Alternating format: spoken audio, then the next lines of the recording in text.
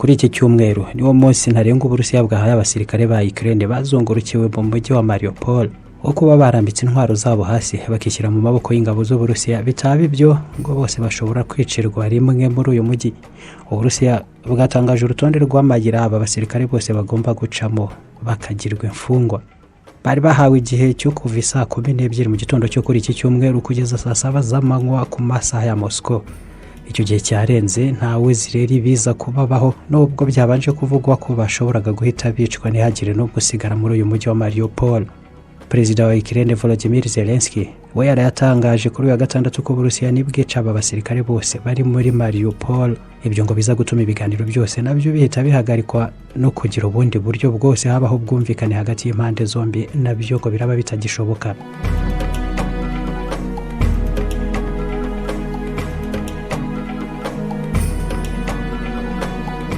Perezida Volodymyr Zelensky nawe ku rundi ruhande aremera neza ko Uburusiya bwenda kwigarurira uyu mujyi wose wa Marioupol.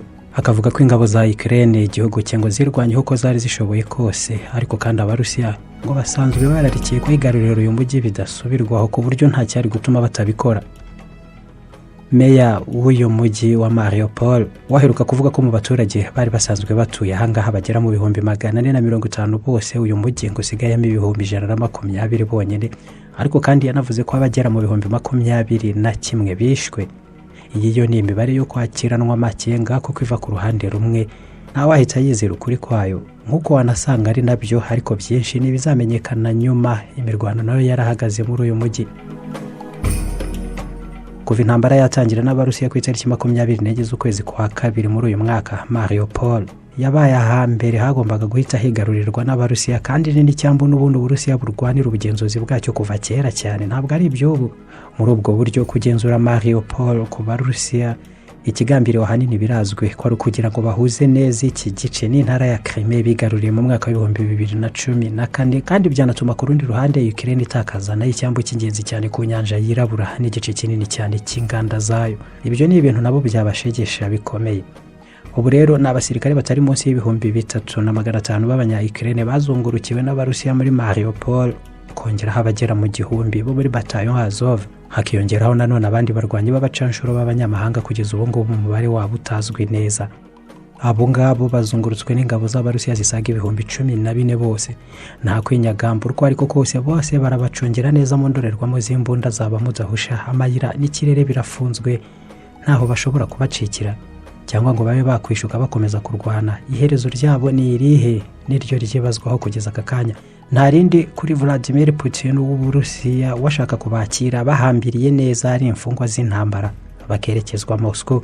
Uburusiya bwo bwakomeje kubabwira ko nibemera kurambika intwaro zabo hasi ngo bazabagira imfungwa, birumvikana, ariko kandi bakabafata neza bijyanye n'amasezerano mpuzamahanga yose agenga imfungwa z'intambara.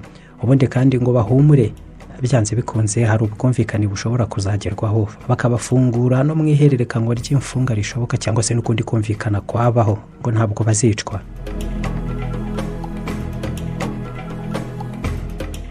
Agace gato quartier imwe gusa muri uyu mujyi wa Marioupol hafi y'uruganda Azovstal hasanzwe hacurirwa ingano nini cyane y'ibyuma. Aho ngaho niho abasirikare bose b'abanya-Ukraine birundiye hamwe n'ababahungiyeho. Ibindi bice byose by'uyu mujyi ubu biragenzurwa n'ingabo z'Uburusiya hakurikijwe amakuru ava i Moscow.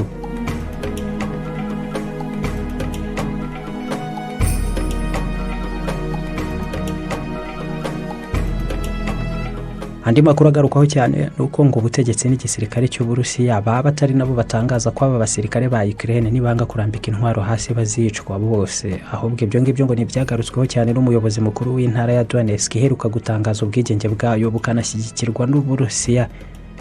Naho Perezida Zelensky washingiye ku buryo umujyi wa Kiev wasenywe bikomeye n'ibibombe by'ingabo z'Uburusiya yabwiye ikinyamakuru Pravda ko atekereza ko Marioupol y'Abarusiya bashobora kuyishyira hasi bagasenya ibikorwa remezo byose bihabarizwa nibura inshuro 10 kurutsa ibyo bakoze mu yindi mijyi yose bari barigaruriye.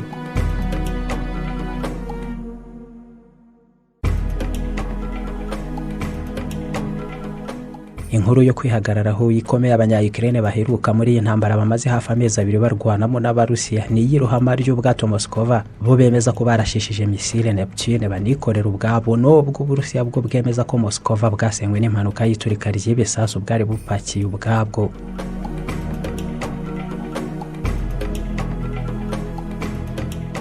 Naho ubundi no mu cyumweru gishize ubwacyo Uburusiya bwatangaje ko bwataye muri yombi abasirikare barenga 1000 barwanira mu mazi b'abanya-Ukraine n'ubundi ahangaha muri Marioupol ngo niho bafatiwe.